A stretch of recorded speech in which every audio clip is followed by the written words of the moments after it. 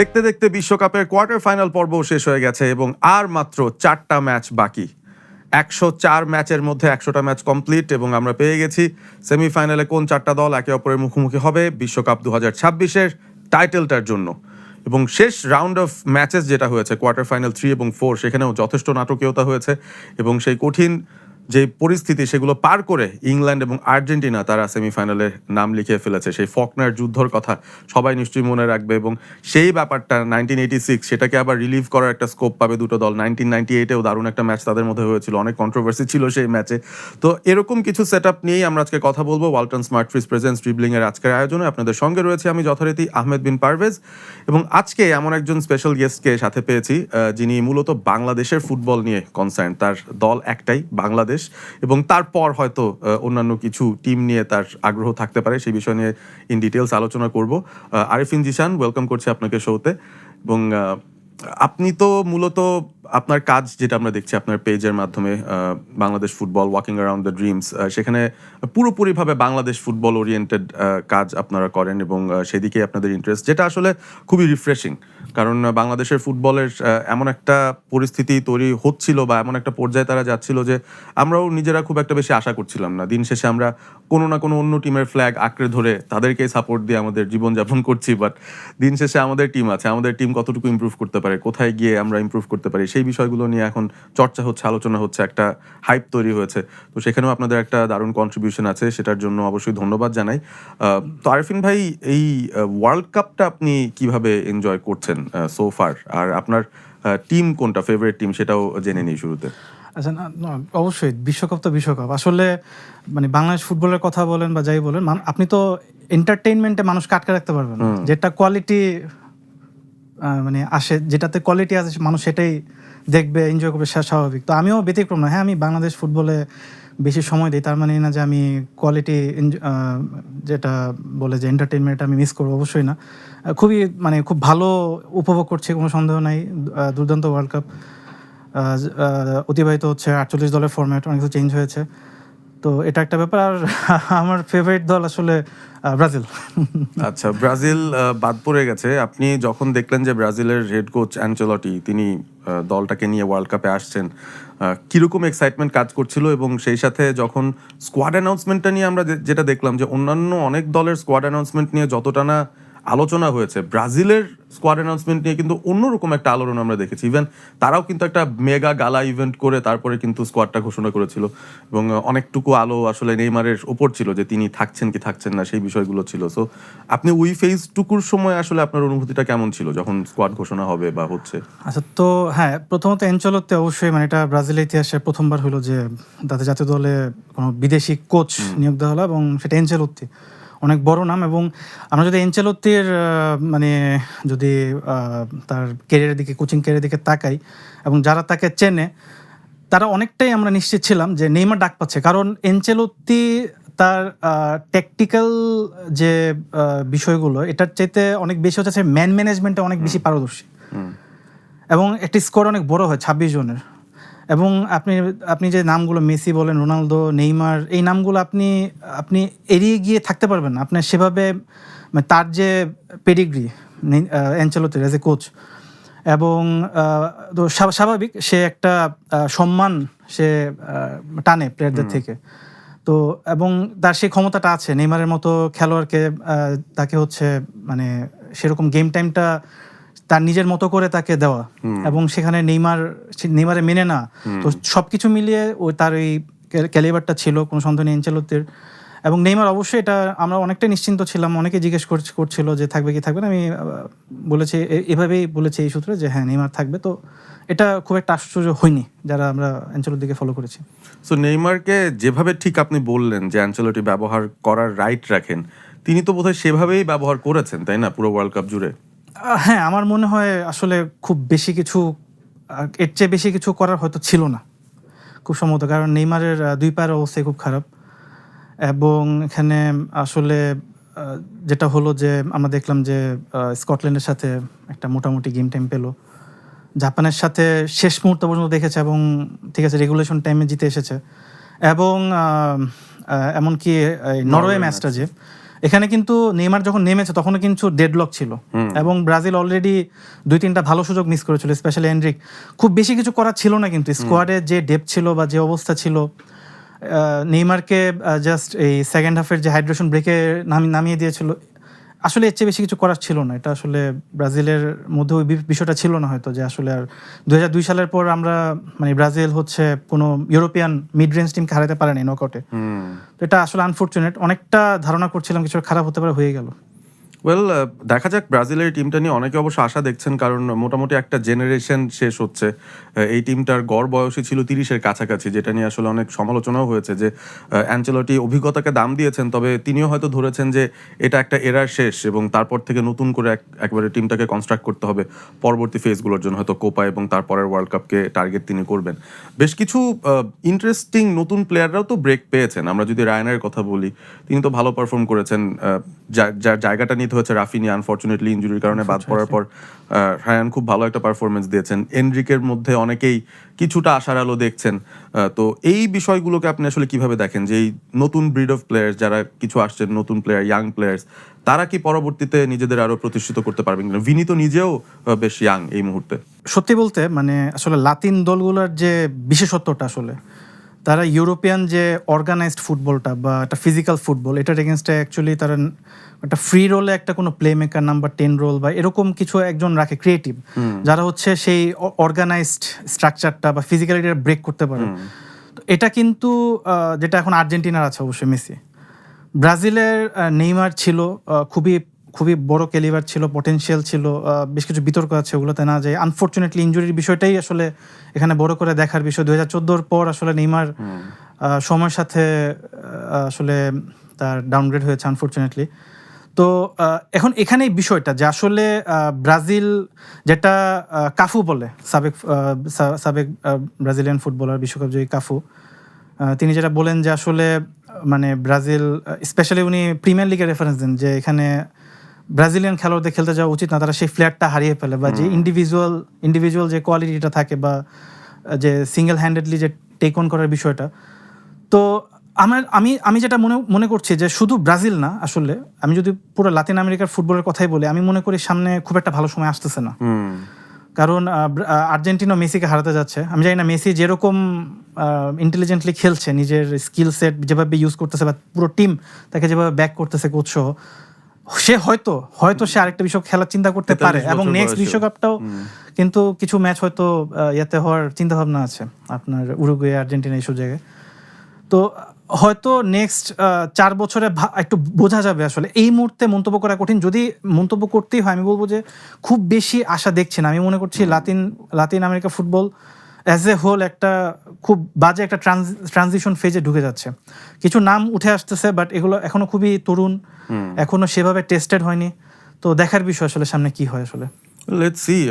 Premier league নিয়ে যেহেতু আলোচনাটা হলো, একটা ইন্টারেস্টিং ব্যাপার চোখের সামনে চলে আসে যে আর্জেন্টিনার অনেক প্লেয়াররা কিন্তু অ্যাকচুয়ালি প্রিমিয়ার লিগে খেলছেন, তাদের মিডফিল্ড কোর, এবং অনেকেই আসলে বলছেন যে আর্জেন্টিনা আসলে লাতিন ঘরানার ফুটবল খেলে না এবং সে কারণেই হয়তো তারা এই ধরনের ওয়ার্ল্ড কাপগুলোতে সাকসেসফুল হচ্ছে কম্পারেটিভলি, বিকজ ওরা হয়তো ইউরোপিয়ান ফুটবলের সাথে একটা সিমিলার হাইব্রিডে তাদের মডেলটা করছে, যেটা ওই ফ্লেয়ার বেসড হয়তো খুব একটা নেই, এবং তাদের একটা এক্স ফ্যাক্টর আছে মেসি, সে আসলে ম্যাচগুলোকে ঘুরিয়ে দিচ্ছে যেখানে স্টেলমেট আছে।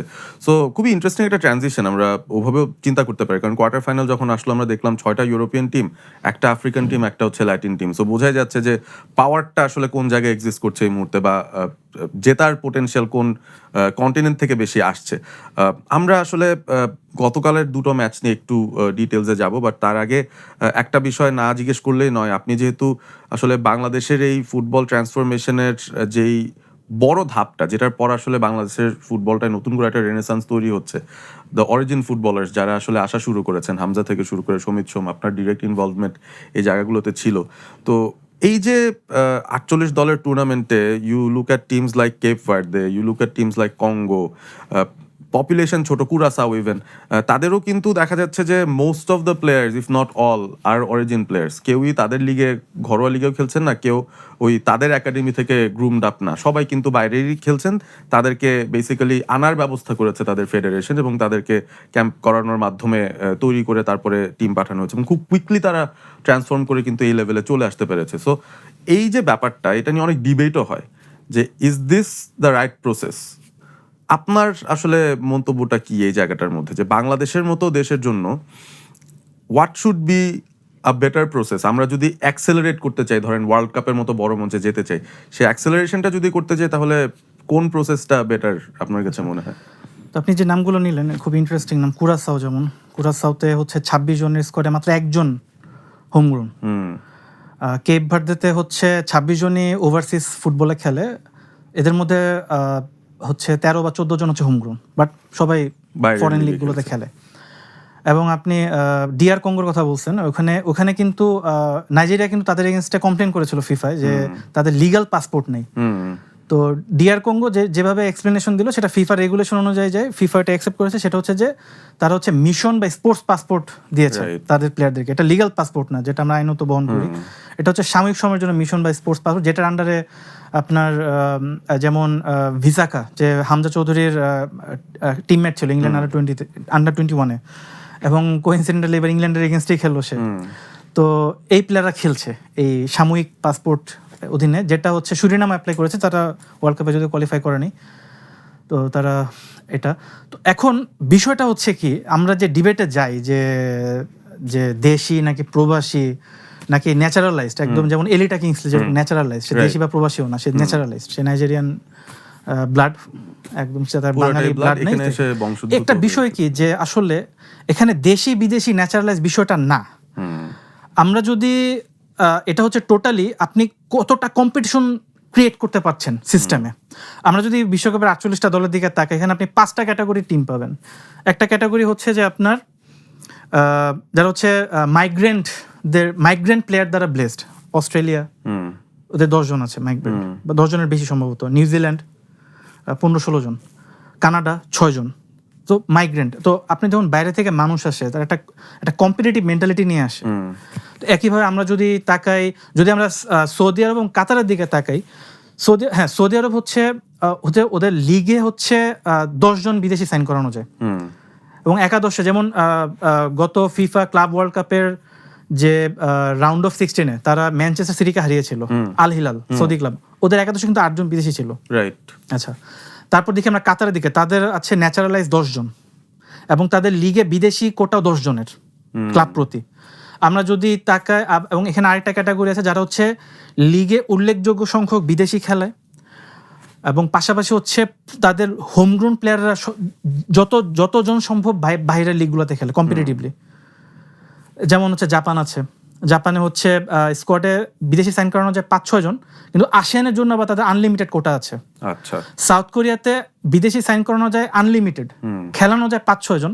আবার নর্থ কোরিয়ানরা লোকাল কোটায় খেলে, মানে ইচ্ছা মতো লোকাল 11 জন নর্থ কোরিয়ার প্লেয়ার সাউথ কোরিয়ান ক্লাবে খেলাতে পারবে। তো আমি মনে হয় 3-4টা বলে ফেলছি। তারপর হচ্ছে আপনি ধরেন যেটা ন্যাচারালাইজড একদম, আপনি ধরেন ইংল্যান্ডের মতো সিস্টেম, যেগুলো হচ্ছে বিগ 5 ইউরোপের, বা এর বাইরে পর্তুগাল, ওরা যেটা করছে যে ওদের মানে ওদের বলতে গেলে বলে যে 17টা বা 18টা বিদেশি সাইন করানো যায়, বাট অ্যাকচুয়ালি প্র্যাকটিক্যালি আনলিমিটেড বিদেশি সাইন করে দিতে পারে। একাদশেও একদম একাদশ পুরোটাই বিদেশি করতে পারে। একটা সময় 2007-8-এর দিকে গিয়ে ইন্টার মিলান এসি মিলানে খেলা দেখতাম যে ইন্টার মিলানে 7 জন ব্রাজিলিয়ান, এসি মিলানে 8 জন আর্জেন্টাইন, ইটালিয়ান কেউ নাই। এই যে কম্পিটিটিভটা, মূল ব্যাপারটা হচ্ছে আপনি সিস্টেমকে কতটা কম্পিটিটিভ করতে পারতেছেন। ডাজন্ট ম্যাটার আপনি কি গ্রাসরুট ইমপ্রুভ করে করতেছেন, আপনি কি ন্যাচারালাইজ করতেছেন, আপনি কি প্রবাসী আনতেছেন, নাকি আপনাদের লিগে কোটা ওপেন করে দিচ্ছেন বিদেশিদের জন্য। মূল ব্যাপারটাই হচ্ছে সিস্টেমটা কম্পিটিটিভ করতে হবে। তো আমরা কিন্তু এই যে আপনি দেখুন গত সিজনে, লিগ সিজনে আপনি এই সাফের কোটা আনলিমিটেড করে দেওয়া হয়েছিল। সাফ আমরা এশিয়ান বলতেছি না, তাতেই বিশ্ব বলতেছি না, এতে আপনি দেখুন আনফরচুনেটলি যে সিন্ডিকেট গুলো কাজ করে, যারা কমিশন বাণিজ্য করে ইলিগাল, তারা দেখেন কিছু প্লেয়ারদের নামাই দিছে। আপনি যদি সাফের প্লেয়ারদেরকে যদি কম্পিট করে, আপনি যদি আমরা যদি আমাদের প্লেয়াররা যদি চিন্তা না করে যে তারা ক্লাবে যা করতে হবে, তাহলে এশিয়া কই তাহলে? যদি এশিয়াতে যদি আনলিমিটেড করতাম, উজবেকিস্তানের সেকেন্ড বা থার্ড প্লেয়ারও আনফর্চুনেটলি বলতে হয় আমাদের লোকাল প্লেয়ারদের চেয়ে কোয়ালিটি অনেক ভালো এবং কম দামে পাওয়া যাবে। এখানে তো ইনফ্লেটেড রেটে লোকাল প্লেয়াররা বিভিন্ন ইয়াতে যাচ্ছে। তো আমাদের দীর্ঘদিনের আমরা কাজ করছি, আমরা এটা লিখেছি যে আসলে স্যালারি, ঠিক আছে, স্যালারি একটা কম্পিটিটিভ মার্কেট, সমস্যা নেই, ওটা আমরা কিছু বলতেছি না।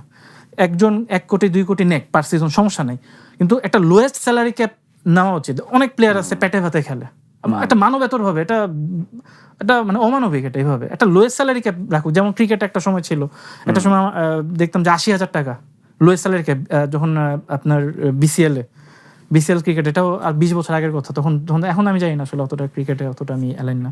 তো এই হচ্ছে বিষয়টা, যে সাফের প্লেয়ারদের এগেনস্টে যদি কম্পিট করার মানসিকতা না রাখে, অ্যাটলিস্ট যেখানে বলা যায় এসে আপনি ধরেন ভিয়েতনাম, কিরগিজস্তান, এরা 3-4 বছর আগেও মানে টোটাল দেশি স্কোয়াড নিয়ে খেলতো, ওদেরও চেঞ্জ হয়ে গেছে। কিরগিজস্তানে আপনার 11 জন পর্যন্ত সাইন করানো যায় বিদেশি।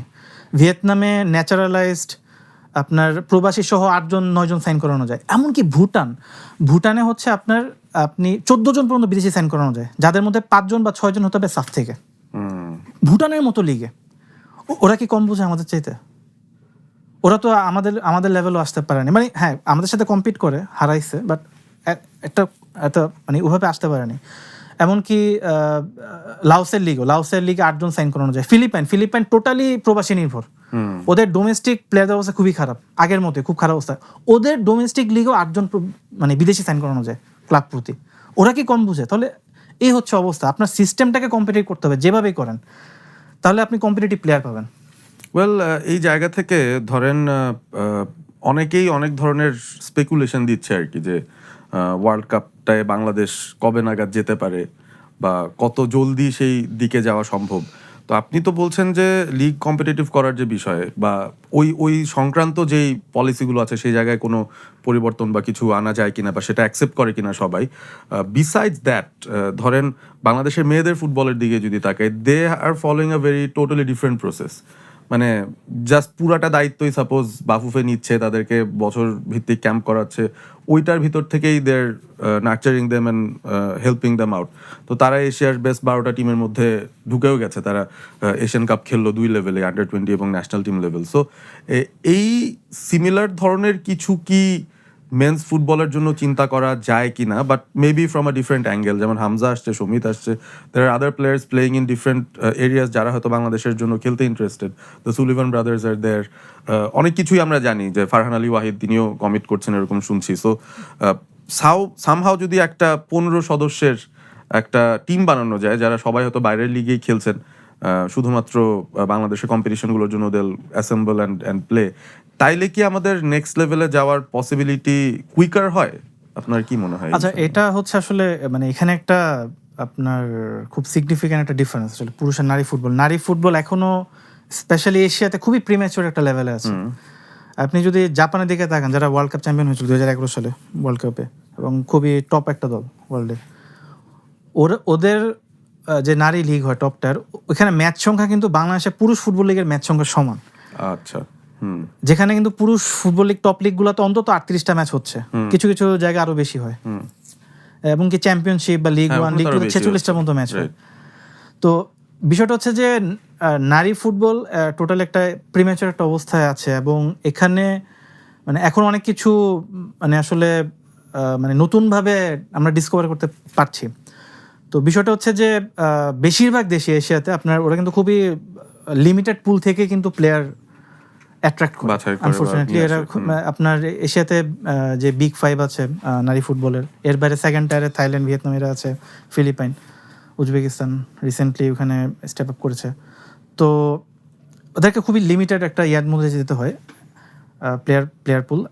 তো এখন বিষয়টা হচ্ছে এখানে যেটা ডিফারেন্স মেক করেছে অ্যাকচুয়ালি, যে আপনার পুরুষ ফুটবলে যেহেতু আপনার মানে আপনার অনেক ডাইভার্স, অনেক হিউজ একটা ভাস্ট একটা আপনার সুযোগ থাকতেছে আপনার প্রতিনিয়ত হচ্ছে। যেমন প্রিমিয়ার লিগে, যেটা ইংলিশ প্রিমিয়ার লিগে বলা হয় যে এই মাত্র 3 থেকে 5% প্লেয়ার যারা প্রিমিয়ার লিগ একাডেমির ইউথ প্রোডাক্ট তারা মাত্র 3-5% প্লেয়ার প্রিমিয়ার লিগ খেলতে সিনিয়র পারে, লেভেলে ওই পর্যন্ত যেতে পারে, বাকি প্লেয়ার সব লোয়ার লিগে চলে যায় বা ঝরে যায় এরকম।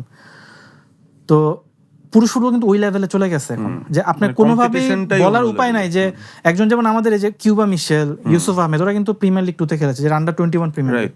তো এই যে তারা সাইন করলো 2 বছরের, 1 বছর পর মিউচুয়ালি কন্ট্রাক্ট টার্মিনেট করলো প্লেয়ার ক্লাব, কারণ বেটার অপশন আসতেছে। তো এই যে কম্পিটিশনটা, এটা আসলে পুরুষ ফুটবল এখন এস্টাবলিশ হয়ে গেছে, নারী ফুটবল এখন ওই লেভেলে যায় না। এবং আরেকটা বিষয় হচ্ছে বাংলাদেশ নারী ফুটবল দলের এখানে ভালো করা আরেকটা বিষয় হচ্ছে যে ওরা খুবই দারুণ একটা টেকনিক্যাল খেলা খেলে, কারণ ওদের ফিজিক্যালি অনেক পিছায়, এরিয়ালি ভালো না। তো এরা হচ্ছে যেমন আমরা মারিয়া মান্ডা এবং মনিকা চাকমা, এদেরকে বলি আমাদের জাভি ইনিয়েস্তা বলি, ওরা যেভাবে পা রাখে, যেভাবে সেকেন্ড বল উইন করতে পারে মিডফিল্ডে, মানে হা করে দেখতে হয়, মানে অসাধারণ। মানে এদেরকে দেখলে মনে হয় যে বাংলাদেশে আসলেই কিছু মানুষ ফুটবল খেলতে পারে, পুরুষ হোক নারী হোক, আসলে ফুটবলটা আসলে খেলে ওরা। কিন্তু এশিয়া যেমন, এমন আমি যদি ভারতের কথা বলি, নেপালের কথা বলি, ওরা কিন্তু টোটালি ওই এরিয়াল বল ফিজিক্যাল খেলে, এজন্য কিন্তু ওরা অনেক দিন ধরে একটা থার্ড টায়ারে স্টাক হয়ে আছে, ওরা সেকেন্ড টায়ারে মুভ করতে পারতেছে না। এবং বাংলাদেশ কিন্তু টোটাল ডোমিনেট করে পরপর 2টা সাব জিতেছে। এবং এখানেও আপনার ওই যেটা হলো যে একটা ট্রানজিশন পিরিয়ড আসে, সেটা এখন আবার ফেস করতেছে আমরা এবার সাফের ইয়েটা তুলতে পারি না। তার মানে এই না যে আমাদের আবার সামনে আমরা স্টেপ আপ করবো না, এরকম না। তো এরকম বিভিন্ন কারণ আছে, কিন্তু পুরুষ ফুটবল আপনি যেটা বললেন অরিজিনাল প্রশ্ন, এভাবে আসলে সম্ভব হবে না, কারণ পুরুষ ফুটবলটাও মানে অনেক অ্যাডভান্স স্টেজে এসে পড়েছে, খুবই কম্পিটিটিভ, প্রতিনিয়ত আপনার মানে ভালো মন্দের একটা হিসাব চলে, কে ভালো কে বেটার পারফরমেন্স প্রডিউস করতে পারতেছে, কে পিছিয়ে পড়তেছে, এগুলোর সব হিসাব থাকে। অনেক বেশি টেকনোলজি ড্রিভেন হয়ে গেছে, ডাটা নির্ভর। তো এখন আসলে ওই সময়টা নাই যে আমরা 15-20 জন 25 জন নিয়ে আসলে এভাবে নারী ফুটবলের মতো কিছু রেপ্লিকেট করতে পারবো। সো তাইলে প্রসেসটা আসলে আপনি কি দেখছেন, মানে what could be the way out for Bangladesh? আপনার আনফরচুনেটলি মানে যেটা সত্যি কথা যে ক্লাব ফুটবলে খুবই খারাপ অবস্থা এখানে। আসলে যেই সিন্ডিকেট কাজ করে, যারা হচ্ছে ক্লাবও চালায়, একই সাথে ফেডারেশনও চালায়, নিজেরা নিজেদের মতো করে নিয়ম বানায়। এবং আপনি দেখেন মানে দুর্ভাগ্যজনকভাবে খেলাটা কিন্তু পুরো দেশে ছড়ায় যায় নাই। কারণ যেমন আমি যদি একটা ঘটনা বলি, মতিন মিয়া যখন আসলো, খুব সেন্সেশন তৈরি করলো কোভিডের আগে, সাইফ স্পোর্টিংয়ে আনলো। তো আমাকে, সেও সিলেটের, আমাকে একজন জিজ্ঞেস করতেছে, ভাই মতিন মিয়াকে কেমন লাগে? ভাই খুবই ভালো, ভাই দুর্দান্ত ড্রিবলিং করেছে। বলে ভাই সিলেটে মতিনের চাইতে ভালো আরও 3টা প্লেয়ার আছে, আপনাকে আমি দেখাতে পারবো। তো ভাই বলেন কি ভাই, মতিনের সাথে ভালো, তো খেলে না কেন, এখানে আসে না? ও ভাই ও ঢাকায় আসবে না, ঝামেলা, সিন্ডিকেট, এইটা ধরতে হয়, ঝামেলা। ভাই মতিন একটু মানে ব্লেসড যে সে একটা সুযোগ পাইছে, একটা লিঙ্ক পাইছে, বা তাকে সুযোগটা দিচ্ছে, সে আসছে। তো আপনি দেখেন আসলে বলি বাংলাদেশ ফুটবল, আসলে ঢাকা ফুটবল, আপনি প্লেয়াররা এখানে আসতেছে, এখানে মানে বিসিএল হচ্ছে ঢাকায়, সব ক্লাব ঢাকা বেস, বা 2-1টা ক্লাব যদি ঢাকার বাইরে থাকে ওদের ঢাকায় এসে খেলতো, এখানে বেস করতে হয়, এটা টাফ। একটা অল্প জায়গায় এই বঙ্গবন্ধু স্টেডিয়াম, কমলাপুর বা আশপাশে হয়তো গাজীপুর টাজীপুর কিছু জায়গায় যাচ্ছে রিসেন্টলি। তো আপনি ধরেন তারপর বিসিএল তো ঢাকা বেসড, আপনার নামিও তারপরের যে টায়ারগুলো নামই তো Dhaka division 1, Dhaka division 2, Dhaka division 3। তো এভাবে তো একটা দেশে ফুটবল এভাবে চলতে পারে না। তো আপনি আসলে তো আপনি শুধু ঢাকা থেকে, মানে এটা তো পুরো দেশ ইনভলভ হলো না ফুটবলে। তো আপনি রেজাল্টটা বা আপনি যে অ্যাকচুয়ালি একটা ভালো একটা সংখ্যা অ্যাট্রাক্ট করবেন, সেখান থেকে আপনি বাছাই করবেন টপ ট্যালেন্টগুলো, সেটা তো পাচ্ছি না আমরা। তো এটা হচ্ছে একটা সমস্যা, যে আসলে ডোমেস্টিক ফুটবলের উপর আশা অনেকটা ছেড়ে দিয়েছি। আমরা কিন্তু সমাধান লিখছি, কিন্তু এটা সঠিক জায়গায় সঠিক কানে পৌঁছাচ্ছে কিনা, বা পৌঁছালে তারা চিন্তা করছে কিনা এটা ঠিক করার, এটা তো আমরা জানি না। তো এখন অবশ্যই, এখন যদি আমরা বিশ্বকাপের কথা বলি, যে নিকট ভবিষ্যতে পৌঁছানোর সুযোগ আছে কিনা, যেমন ডুলি বললো যে 12 বছর পর সম্ভব। হ্যাঁ, মানে সে যতটুকু রিসার্চ করছে এখন এই মুহূর্তে যে একটা আইডিয়া, আমার যদিও মনে হয় না 12 বছরের সম্ভব। তবে হ্যাঁ, অবশ্যই 4 বছর সাইকেলের পর পর এটা মানে রিভিউ করার সুযোগ থাকে, যে আচ্ছা ঠিক আছে, এই 4 বছর গেল, নেক্সট 4 বছর 8 বছরে কোথায় দাঁড়াবো। আমার মনে হয় না এখানে দাঁড়িয়ে যা দেখছি, হ্যাঁ অবশ্যই আমাদের খুব ভালো ভালো কিছু প্রোফাইলের প্রবাসী আছে, কিন্তু বেশিরভাগই কিন্তু আন্ডার এজে। ওরা ওদের ক্লাব লেভেলটা কতটুকু মানে ভালো লেভেলে যাচ্ছে, ওরা কতটুকু নিজেদের লেভেলটা ধরে রাখতে পারছে, আমরা ফার্দার আরো কিছু আপনার মানে প্রবাসী পাবো কিনা। যেমন এই যে ডটমন্ডে একজনকে পাওয়া গেছে, আন্ডার 14 দলে খেলে, এবং সে এতটাই ভালো প্লেয়ার যে মানে তাকে এডিডাস অলরেডি তাকে স্পন্সর করে, তার বুট এবং আদার্স। 14 বছর বয়সে সে অলরেডি 18-এ টিমেও বোধহয়, হ্যাঁ ওখানেও তো সে খেলছে, চুক্তি হয়নি বাট সে খেলছে, ওই কোয়ালিটিটা আছে। তো এটার উপর ডিপেন্ড করতো আমাদের। এখন যদি আমাদের বিশ্বকাপের আশা রাখতে চাই, তাহলে হ্যাঁ অবশ্যই এই মুহূর্তে অবশ্যই, বা যদি 12 বছর পরে বলি, কারণ আপনি ডোমেস্টিক বা গ্রাসরুট সিস্টেম কিন্তু রাতারাতি ইমপ্রুভ করার বিষয় না, এটা একটা খুব লং টার্ম একটা প্রসেস এবং খুবই অনিশ্চয়তা। কারণ আপনি দেখেন ভারত থেকে শুরু করে আসিয়ানের দেশগুলো কবে কি শুরু করেছে? পরিমাণ এফোর্ট দিয়েছে। ভারতে একাডেমির অভাব নাই, ওদের শত একাডেমি। আর আসিয়ানের দেশগুলোর কথা তো বাদই দিলাম, ওরা অমানবিক খাটাখাটনি করেও ওরা এশিয়া কাপে রেগুলার কোয়ালিফাই করতে পারেনি। সেটাই ওরা 2004 সালের পর মানে কোনো আসিয়ান দেশ মেধার ভিত্তিতে এশিয়া কাপে কোয়ালিফাই করছে 2019 সালে এসে, যখন আপনার 16 থেকে 24 দলে মানে আপনার এক্সপান্ড বাড়ানো হলো, টিম বাড়ানো হয়েছে। আসিয়ান দেশগুলোর এই অবস্থা, আমরা কি আশা করি? তার মানে এই না যে আমি নিরুৎসাহিত করছি, ভাই কাজ করেন আসলে। গ্রাসরুট বলে, গ্রাসরুট যে আসলে কি জিনিস মনে বাংলাদেশে মানে মানুষ জানেও না আসলে, হয়তো যে ওরা যে গ্রাসরুট করে, বা অনেকে বলে প্রবাসী আসলে গ্রাসরুটের কথা মনে পড়ে, যে না প্রবাসী আসতেছে ঠিক আছে, কিন্তু গ্রাসরুট ঠিক করতে হবে। মানে প্রবাসী আসলে গ্রাসরুট, কিন্তু কেন? এটা হবে পাশাপাশি চলবে, দুইটাই প্রসেস, কন্টিনিউয়াস প্রসেস। প্রবাসী আসবে, গ্রাসরুটেও কাজ চলবে, এটা দুইটা মুখোমুখি কেন দাঁড় করে দিব আমরা? জাতীয় দলে সেই খেলবে যে যোগ্য, হোক সে দেশি প্রবাসী ন্যাচারালিস্ট, এটা হচ্ছে বিষয়টা। তো এখন অবশ্যই যদি আমরা বিশ্বকাপে কোয়ালিফাই করার সম্ভাবনার কথা বলি, তাহলে অবশ্যই প্রবাসীদের দিকে আসলে ঝুঁকতে হবে। এবং এই যে নেক্সট যে সাইকেলটা শুরু হবে আগামী বছরের মার্চ থেকে, যে বাছাইটা, আমার মনে হয় যে যদি আমাদের টিম কিন্তু এখনো মানে আমরা ফুললি এখনো ভিজুয়ালাইজ করতে পারছি না যে অ্যাকচুয়ালি কে কে থাকবে। যেমন আমরা হয়তো বলতে পারি যে হামজা সমিত মিডফিল্ডে, তাদের সামনে একজন আইরিশ ফুটবলারকে নিয়ে খুবই মাতামাতি হচ্ছে, নামটা এখনো প্রকাশ হয়নি। ডানে হচ্ছে রিকুতো হাশিম জাপান থেকে, বায়ে হচ্ছে ফারহান আলী ওয়াহিদ। দুর্দান্ত একটা মিডফিল্ড হয়ে চমৎকার ওয়াইড এরিয়া সহ। জাপান ছাড়া এশিয়ার যে কোনো মিডফিল্ড, যে কোনো টিমকে টেক অন করতে পারবে এই মিডফিল্ডটা। কিন্তু রিকুতো হাশিমকে জাপানিজ পাসপোর্ট ছেড়ে আসবে, যেমনটা আপনার ইতোফুসা ছাড়ছে, যে জাপানিজ পঞ্চমটার থেকে লাউ টপটার এবার মুভ করলো, সে কি ছাড়বে কিনা এটা একটা ইস্যু। আইরিশ ফুটবলারটাকে আসবে, আমি বিশ্বাস করি আসবে ইনশাল্লাহ, এটা সময়ের ব্যাপার, কিন্তু আসবে আমি বিশ্বাস করি। কিন্তু তো 4 জন কিন্তু হয়ে যাচ্ছে আপনার। তো এটা ভিজুয়ালাইজ করার ব্যাপারটা যে কিছু অনিশ্চয়তা সবকিছু মিলে আমি মনে করি নেক্সট সাইকেলে আমরা তো বিশ্বকাপ, আমাদের দৌড় ছিল এতদিন বিশ্বকাপ বাছাই দ্বিতীয় রাউন্ড পর্যন্ত, যে প্রিলিমিনারি রাউন্ডের 2টা লেগ কোনো রকম জিতে আমরা লাওসকে হারিয়েছি 2022-টাতে, 2026 এসে আমরা হারিয়েছি মালদ্বীপকে, তারপর গ্রুপ স্টেজে আসি দ্বিতীয় রাউন্ডের। ওইটার বাইরে আমরা কখনো যেতে পারিনি, সেটা আমরা 80-90 দশকের কথা বলি, যেটাই বলি। হয়তো যদি ড্রটা যদি একটু লাক ফেভার করে, যদি একটু ফেভারেবল হয়, আমার মনে হয় যে থার্ড রাউন্ডে যাওয়া সম্ভব, মানে এই সাইকেলে প্রথমবারের মতো এই নেক্সট সাইকেলটাতে। এবং থার্ড রাউন্ডে যদি যাই আমরা, তাহলে কিন্তু এশিয়া কাপে অটোমেটিক কোয়ালিফাই হয়ে যাবে, আলাদাভাবে এশিয়া কাপ বাছাইটা খেলতে হবে না। এবং আমরা থার্ড রাউন্ডে 8টা থেকে 12টা পর্যন্ত কোয়ালিটি ম্যাচ পেতে পারি হোমে। ওইখান থেকে আমরা তখন পরবর্তী আচ্ছা কিরকম টিম, কিরকম স্কোয়াড পেলাম, সামনে হাতে পাইপলাইনে কে আছে, প্লেয়াররা ক্লাবে কেমন করতেছে, তারা আসতেছে কিনা, রেসপন্স করতেছে কিনা, কোচ কে আছে, বাফুফের হাই কমান্ড আন্তরিক কিনা, টেকনিক্যাল কমিটি মাঠে সাবোটাজ করতেছে না তো আমাদেরকে, এসবের বেসিসে আমরা পরের সাইকেলে আমরা মুভ করতে পারবো তখন। আচ্ছা দেখা যাক, ইন্টারেস্টিং। মানে তার মানে একদম সরাসরি আমরা যে জায়গাটায় চিন্তা করতে পারি যে ওই ধাপে ধাপে ওয়ার্ল্ড কাপ কোয়ালিফিকেশনের যে স্টেপগুলো, নেক্সট লেভেলটা আমরা পৌঁছাতে পারছি কিনা সেটাই বোধহয় প্রাথমিক টার্গেট হওয়া উচিত, এবং সেটার দিকে নিশ্চয়ই ফোকাস থাকবে। দর্শকরা হয়তো ইতিমধ্যে ভাবছেন যে বিশ্বকাপ নিয়ে শো, কিন্তু আমরা কথা বলছি পুরোপুরি বাংলাদেশ ফুটবল নিয়ে। এইটা কিন্তু খুবই ইউনিক একটা জায়গায় আমরা আছি, কারণ সাধারণত আমরা এরকম গেস্টই পাই না যারা এতটা ইনডেপথ বাংলাদেশের ফুটবল নিয়ে কথা বলতে পারে। কারণ দিন শেষে আমরা তো সবাই আসলে বাংলাদেশের জার্সিটাই পরে খেলাটা দেখতে চাই, আমাদের নিজেদের টিমকে হয়তো সর্বোচ্চ লেভেলে দেখতে চাই। তো সেই স্বপ্নটা জিয়ে রাখার জন্য যেই মানুষগুলো কাজ করছেন, তাদের কাছ থেকে আসলে এই ব্যাপারটা নিয়ে আমাদের জানার আগ্রহটা অনেক বেশি থাকে। ওয়ার্ল্ড কাপ তো ওয়ার্ল্ড কাপ চলছে, the best of the best are there. আমরা জানি যে সেমিফাইনালে যে 4টা টিম উঠে গেছে, তারা এই মুহূর্তে ফিফার লাইভ র্যাঙ্কিংয়ে first 4 teams in the world. So সেই হিসাবে অনেকেই বলছেন যে জাস্টিস ইজ সার্ভড, মানে বেস্ট 4টা টিমই খেলছে। আপনি যে বললেন যে খুব অ্যাডভান্সড হয়ে যাচ্ছে সব কিছু, ভিএআর এর চলে আসাটা, এই অ্যাডভান্সমেন্টটাকে আরেকটু অ্যাকুরেট করা, জাস্টিস নিয়ে আসা কিংবা ফেয়ারনেস বেটার করার যে কাজ ফিফার তরফ থেকে হচ্ছে, এই ভিআর নিয়ে কিন্তু প্রচুর সমালোচনাও হচ্ছে, এবং বেশ কিছু সিদ্ধান্তের মধ্যে পক্ষপাতমূলক আচরণের একটা ইঙ্গিত অনেকে দিচ্ছেন।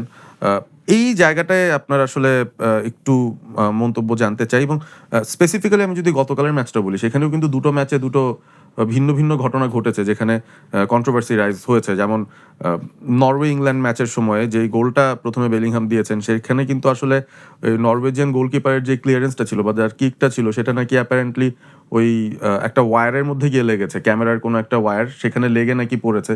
ন্যাচারালি সেটা ইংল্যান্ডের প্লেয়ারের কাছে পৌঁছায়নি এবং সেই আক্রমণ থেকে গোলটা এসছে। সো সেটা নিয়ে কেন কোনো ভিআর এসে কোনো ইন্টারভেনশন করলো না বা রেফারি কেন এটাকে আটকায়নি, সেটা নিয়ে একটা প্রশ্ন ছিল। এবং আর্জেন্টিনা ভার্সেস সুইজারল্যান্ড ম্যাচটার মধ্যেও এরকম কিছু ঘটনা হয়েছে যে এমবোলো যেভাবে আসলে লাল কার্ডটা দেখলেন বা সেকেন্ড ইয়েলোটা খেয়ে লাল কার্ডটা দেখলেন, এইখানে ভিআর যে ইন্টারভিন করেছে এটাই অনেকে আসলে বুঝতে পারছেন না।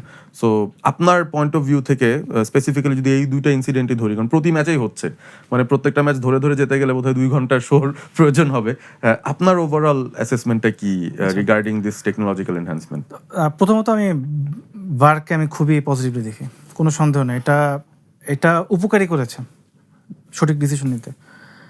এবং টেকনোলজির কথা এসেছে, কিন্তু এটা কিন্তু আলটিমেটলি মানে পরিচালনা করে মানুষ, এবং মানুষ মাত্র কিছু ভুল করতে পারে, স্বাভাবিক, এটা হতে পারে মাঠে হিট অফ দ্য মোমেন্ট বা যাই হোক, তো মানুষের ভুল হয়। এই বিশ্বকাপে আমি মনে করি না যে মানে খুব বড় কোনো কন্ট্রোভার্সি হয়েছে, আমি মনে করি না। আমি মনে করি বেশিরভাগ একদম মানে একদম মেজরিটি, খুব খুব ভালো একটা মেজরিটি ডিসিশন প্রপারলি হয়েছে।